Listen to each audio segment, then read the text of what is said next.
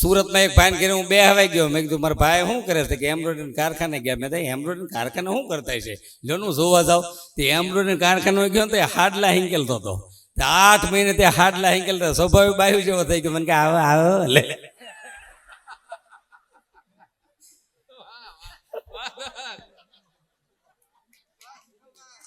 આમાં મૂળ 250 શોખ છે હો ગુજરાતમાં. 500 કલાકાર છે પણ ઉગે એનું કોઈ ન ફૂગે. 3 કલાકાર આપણા પરગણા એવા આપ્યા સાહેબ. અમરેલી ભાવનગર જાય એટલે 3 કલાકાર સાહેબ બાઉન્ડ્રી વાળીને વી ગયા. એની બાઉન્ડ્રી સુધી કોઈ ટચ થઈ ગયું નથી સાહેબ. એવા 3 કલાકાર અમરેલી ભાવનગર જિલ્લા આપ્યા. હમણાં 2.5 મહિના અમેરિકા રોકાઈને બાપુ આવ્યો. મારી ઉપર 50 ફોન આવ્યા. મેં કહ્યું સુખદુભાઈ અમરેલી ભાવનગર જિલ્લાના 3 કલાકાર છે ને એનું જો વિડીયો રેકોર્ડિંગ મળે ને તો ભલે 10,000 રૂપિયા થાય. એનો વિડીયો ગોતો. વિડીયો બહુ ઓછા છે. એવા હાવ કોઠાઉજ વાળા 3 કલાકાર હાવ અભણ. એક પણ તો આપણે ભણ્યા નહોતા અને 12 કલાક સ્ટેજ ઉપર એકલા સિંહ કોઈને બે તો સવાર સુધી પબ્લિકને હલવા ન દે એવા કોઠાઉજ વાળા હાવ અભણ કલાકાર 3 કલાકાર. ઢસા અને ગઢડાની વચ્ચે આંકડિયા ગામ છે. 13 જ ખોરડા ચારણોના છે. પણ નારાયણ સ્વામી જેવા સમનિક ભજનિક સંત થઈ ગયા. આ સંતે 10,000 ભજન ગાયા પણ કોઈનું ગાયેલું ભજન ગાયું નથી. બીજા કલાકાર અમરેલીની બાજુમાં ચલાળા ગામ કાંજી મોટા બારોટ.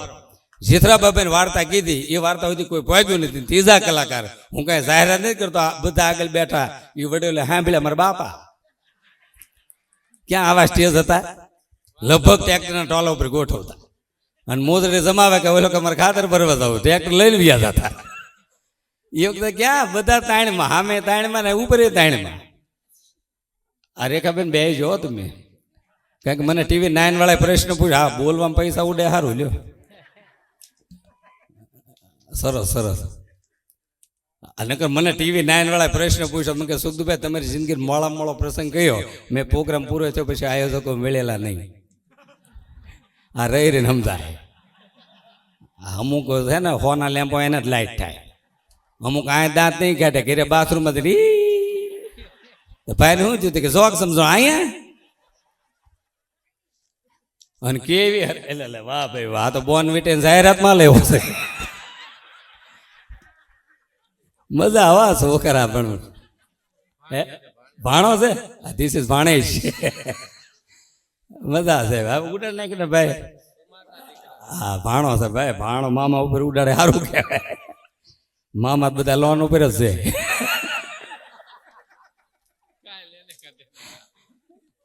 હવે મારી ઉપર ન ઉડાડો હાલ છે ભાઈ. હું શોખ ભૂલી જાય કારણ કે મેં કોઈ પૈસા ઉઠતા જોયા જ નહીં. અમારા તો આંગળીવાળા કોઈ જોવાના જ છે. આંગળીવાળો ફેરવે કરોડ રૂપિયા પગાર 1200 હોય. પણ મજા છે. તમે ખાવ એને પ્રવૃત્તિ કહેવાય. કોકનું આંચકી લ્યો એને વિકૃતિ કહેવાય. પણ ખાતા ખાતા અડધું કોકને આપી દો એને સંસ્કૃતિ કહેવાય. સંસ્કૃતિ જો કંઈ જળવાણી હોય તો માત્ર આપણે સૌરાષ્ટ્રમાં જળવાણી એટલે બધા ભગવાન આ બધું આવ્યા.